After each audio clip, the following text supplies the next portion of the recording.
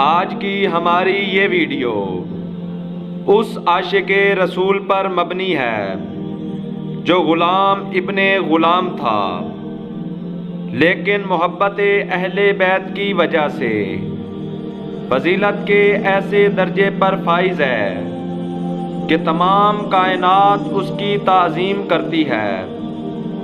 اسلام کی بدولت غلامی سے سرداری تک کا یہ سفر کرنے والا شخص کون تھا؟ اس ویڈیو میں اس کا مکمل احوال جانیں گے۔ وہ شخص کوئی اور نہیں، عاشق چہرہ رسول خدا جناب بلال حبشی تھے۔ حضرت بلال کا پورا نام بلال ابن رباح الحبشی تھا۔ آپ کے والد حبش کے رہنے والے تھے۔ حبش ایک افریقی ملک ہے جہاں کے باشندوں کا زیادہ تر رنگ سیاہ ہوتا ہے، لہذا حضرت بلال کا رنگ بھی سیاہ تھا۔ حضرت بلال کے والدین حبشہ کے غلاموں میں سے تھے اور مکہ آ کر رہنے لگے، لہذا حضرت بلال پیدائشی طور پر مکہ کے ایک قبیلہ بنی جمح کے غلام تھے۔ جناب بلال امیہ ابن خلف کے غلام تھے اور بکریاں چرایا کرتے تھے۔ مکہ میں سب سے پہلے اسلام آپ نے قبول کیا۔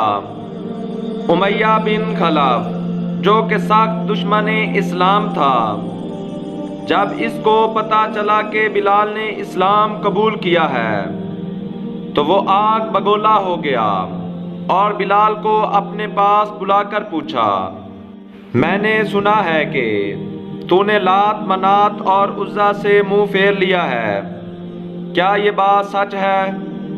جناب بلال نے کہا، ہاں یہ بات سچ ہے، میں محمد صلی اللہ علیہ وآلہ وسلم کے دین پر ایمان لایا ہوں اور میرا رب وہ ہے جس کا کوئی شریک نہیں ہے اور جس نے اپنے برگزیدہ بندے محمد صلی اللہ علیہ وآلہ وسلم کو نبوت سے مبعوث فرمایا ہے۔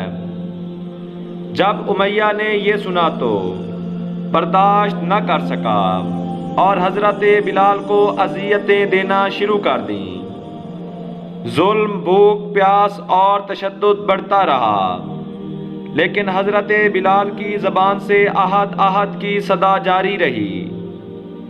ظلم اس قدر بڑھا کہ حضرت بلال بے ہوش ہو جاتے اور جب ہوش میں آتے تو خدائے واحد کا نام زبان پر جاری رہتا۔ امیہ بن خلف آپ کو عرب کی گرم زمین پر لٹا کر آپ کے جسم پر بھاری پتھر رکھتا۔ اس ظلم کے باوجود آپ کی زبان سے کلمہ حق جاری رہتا۔ یہ ظلم و ستم کا سلسلہ کافی عرصہ تک جاری رہا۔ ایک دن حضرت ابو بکر نے آپ کو امیہ بن خلف سے خرید کر آزاد کر دیا۔ حضرت بلال اپنا زیادہ تر وقت رسول خدا کی بارگاہ اقدس میں گزارتے۔ جب ہجرت کا حکم ہوا تو حضرت بلال نے بھی مکہ سے مدینہ ہجرت کی اور مدینہ میں سب سے پہلے آذان دی اور اسلام کے پہلے مؤذن قرار پائے۔ آپ کی آواز نہایت دلکش تھی۔ رسول خدا صلی اللہ علیہ وآلہ وسلم کے وصال کے بعد جناب بلال مدینہ سے ہجرت کر کے شام چلے گئے اور وہیں پر اپنی زندگی گزارنے لگے۔ ایک مرتبہ جناب بلال نے رات کو عالم خواب میں رسول خدا صلی اللہ علیہ وآلہ وسلم کو دیکھا کہ جنہوں نے فرمایا، اے بلال ایسی بھی کیا وجہ ہے کہ ہم سے ملنے کو نہ آؤ گے؟ جب صبح ہوئی تو بلال اپنی ناقہ پر سوار ہو کر مدینہ کی طرف روانہ ہوئے۔ قبر رسول خدا صلی اللہ علیہ وآلہ وسلم پر پہنچ کر خوب روئے اور اپنا چہرہ خاک قبر سے آلودہ کیا۔ جب امام حسن علیہ السلام اور امام حسین علیہ السلام کو جناب بلال کی آمد کا پتہ چلا تو صحابی رسول سے ملاقات کی اور فرمایا، اے بلال ہمیں وہی آذان سناؤ جو تم نانا کے زمانہ میں دیا کرتے تھے۔ شیخ صدوق روایت کرتے ہیں کہ بلال نے کہا تھا کہ میں آپ صلی اللہ علیہ وآلہ وسلم کے بعد کسی کے لیے بھی آذان نہ دوں گا۔ ایک مرتبہ بی بی فاطمہ زہرا سلام اللہ علیہا نے فرمایا، اے بلال میں چاہتی ہوں کہ اپنے بابا کے مؤذن سے آذان سنوں۔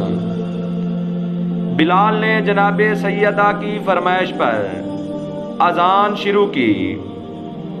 جب بلال نے اللہ اکبر کہا تو بی بی کو بابا کا زمانہ یاد آیا اور بے تحاشا گریہ کیا۔ جب بلال نے اشہد ان محمد رسول اللہ کہا تو جناب سیدہ غش کھا گئیں اور بے ہوش ہو گئیں تو لوگوں نے بلال کو جا کے روکا، اے بلال بس کرو، فاطمہ کی روح پرواز کر گئی ہے۔ جب سیدہ کو ہوش آیا تو بی بی نے بلال سے فرمایا، اے بلال اذان مکمل کرو۔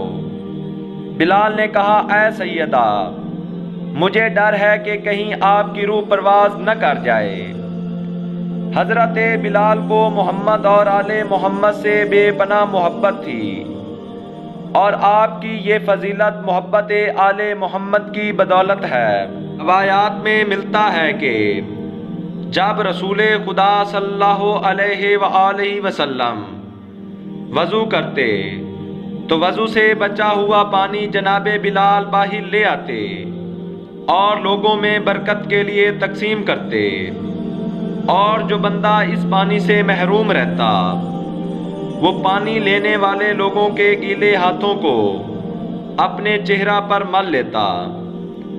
جناب بلال نے آپ صلی اللہ علیہ وآلہ وسلم کے ساتھ مل کر تمام جنگوں میں حصہ لیا اور اپنی بہادری کے خوب جوہر دکھائے۔ آپ کا انتقال 63 برس کی عمر میں طاعون امواس کے سال میں ہوا اور آپ کو دمشق میں دفن کر دیا گیا۔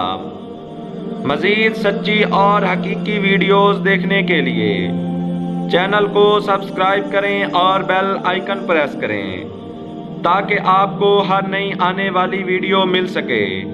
اللہم صلی علی محمد و آل محمد۔